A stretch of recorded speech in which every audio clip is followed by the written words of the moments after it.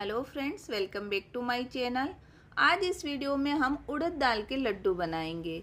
सर्दी के मौसम में सभी के घरों में ये रेसिपी बनती है।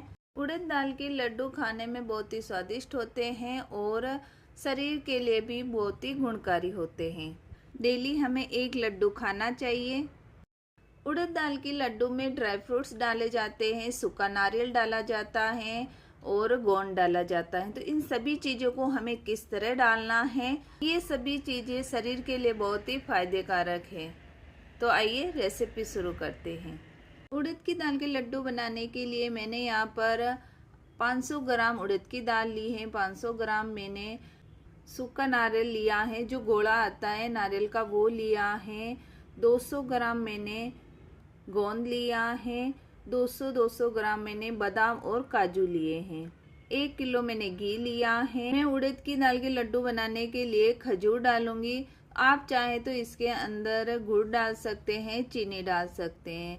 हो सके जहाँ तक आप गुड़ में बनाएं या फिर खजूर डालकर भी ये लड्डू बना सकते हैं। तो इस बार मैं खजूर डालकर उड़द की दाल के लड्डू बना रही हूँ। तो लड्डू बनाने के लिए सबसे पहले हमें उड़द की दाल लेनी होती है। बिना छिलके की दाल होती है, इसको मोगर भी कहा जाता है। दाल को पहले अच्छे से कपड़े में डालकर इसको 2 बार हमें अच्छे से पोंछ लेना है। आप चाहें तो इस दाल को धोकर 2 दिन अच्छे से सुखा कर भी इसके लड्डू बना सकते हैं। ये दाल घर पर मिक्सर में बहुत ही आसानी से पीस ली जाती है और घर पर ही आप ये पाउडर बना लें। तो देखिए, इस तरह मिक्सर में डालकर अच्छे से हमें छलनी से छान लेना है। आप मार्केट से ये उड़द दाल का पाउडर ना लेकर आएँ, घर पर ही बहुत ही प्योर दाल लेकर आप ये लड्डू बनाएं। आजकल हर चीज़ में बहुत ही मिलावट आ रही है। पीसने के बाद हम छलनी से छान लेंगे। इसके ऊपर जो दाने आते हैं उसको वापस हमें मिक्सर जार में डालकर पीस लेना है। गेहूं का आटा होता है उसी तरह हमें पीसना है। अगर थोड़ा सा मोटा भी रह जाए तो भी चलता है। जो आप गोंद लेकर आए हैं वह इस आकार का है, छोटे छोटे टुकड़ों में, तो आप इसको इसी तरह तल दें। और इससे बड़ा है तो आप उसको अच्छे से थोड़ा सा फोड़ दें, उसके बाद तलें। नारियल को हमें पहले छोटे छोटे टुकड़ों में कर लेना है। इस तरह चाकू से हम कट कर देंगे पूरे नारियल को और मिक्सर जार में डालकर इसको भी हमें पीस लेना है। नारियल को हमें बारीक पीसना है। उसके बाद बादाम और काजू को भी हमें पीस लेना है। थोड़ा सा हमें दानेदार रखना है। थोड़े से काजू और बादाम के टुकड़े आप बड़े रख सकते हैं। एकदम बारीक हमें आटे की तरह नहीं करना है। जब लड्डू खाते हैं तब काजू या बादाम बड़े पीस होते हैं, वो दांतों के बीच में आते हैं, तब लड्डू अच्छा लगता है। सभी को हमने पीस लिया है। खजूर के बीज निकाल कर किस तरह हमें लड्डू के अंदर मिलाना है वो बाद में देखेंगे। तो गैस के ऊपर मैंने कढ़ाई रख दी है। कढ़ाई के अंदर घी डालेंगे। अब इसके अंदर हमें गोंद को तलना है।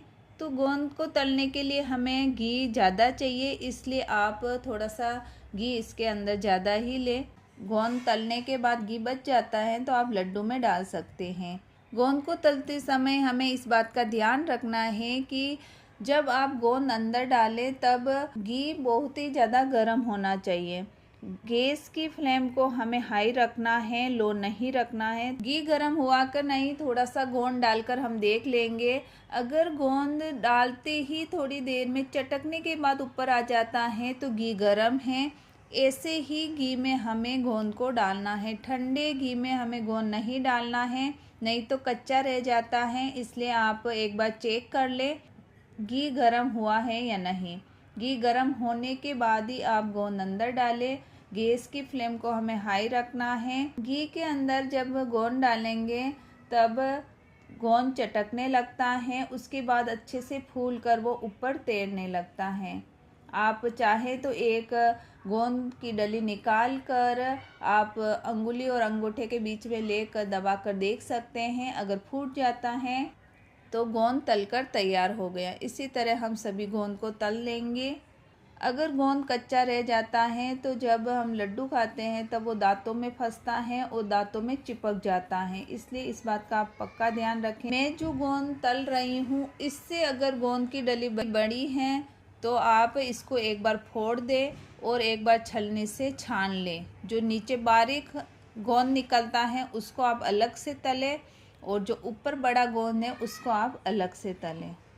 तो इस तरह हम सभी गोंद को अच्छे से तल लेंगे। अब हम उड़द के आटे को सेकेंगे। तो इसी कढ़ाई में सेकना है। तो आप जो गोंद तल के जो घी बच गया है उसको बाहर निकाल ले, क्योंकि अगर इसी में हम आटा सेकेंगे तो ये गोंद अंदर है वो जल जाएगा। तो उस घी को हम पहले निकाल देंगे, नया घी डालना है, उड़द के आटे को डाल देंगे। जिस तरह हलवा सेकते हैं उसी तरह हमें सेकना है। गैस को हमें मीडियम रखना है, मीडियम आंच पर ही इसको हमें सेकना है। उसके बाद घी और आटे को अच्छे से मिला देंगे। उड़द के आटे को सेकते समय देखिए इतना तो घी इसमें होना ही चाहिए, जब ये अच्छे से सेक पाएगा।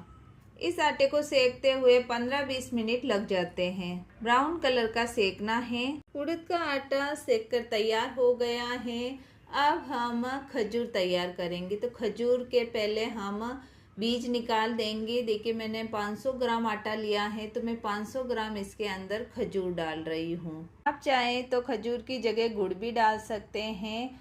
जितना आप मीठा खाते हैं उसके हिसाब से आप मीठा ले सकते हैं। तो खजूर में से पहले हम बीज निकाल देंगे और उसके बाद मिक्सर में डालकर इसको अच्छे से पीस लेंगे।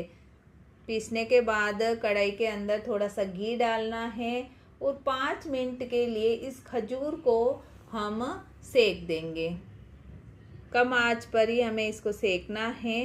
तो देखिए इस तरह हमें खजूर को सेक लेना है। सेकने के बाद खजूर को हम उड़द के आटे में मिला देंगे। देखिए इस तरह हमें अच्छे से उड़द के आटे में मिला देना है।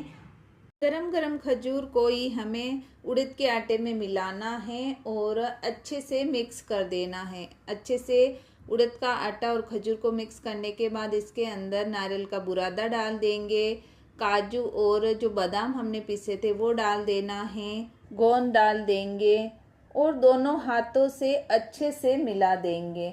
अच्छे से मिलाने के बाद आप जिस तरह छोटे बड़े लड्डू खाना पसंद करते हैं उस तरह आप लड्डू तैयार कर लें। ये लड्डू आप महीने 1.5 महीने तक आराम से खा सकते हैं। लड्डू बनाने के बाद इसको अच्छे से आप डिब्बे में स्टोर कर दें। सुबह उठकर आप ये एक लड्डू खाने के बाद आप चाय, दूध, कॉफ़ी जो भी लेना पसंद करते हैं वो आप ले सकते हैं। बहुत ही पौष्टिक लड्डू हैं। जो हमने गोंद तल के निकाला था वो घी बच गया था, उसको भी हम लड्डू में डाल देंगे। सर्दियों के दिनों में आप ये ज़रूर बनाएं। तो फ्रेंड्स इस तरह आप उड़द दाल के लड्डू घर पर बहुत ही आसानी से अपनी फैमिली के लिए ये लड्डू बना सकते हैं। आई होप मेरी दी गई ये जानकारी आपके लिए यूज़फुल हो। वीडियो अगर थोड़ा भी यूज़फुल लगे तो वीडियो को लाइक करें और चैनल को सब्सक्राइब करें। Thank you.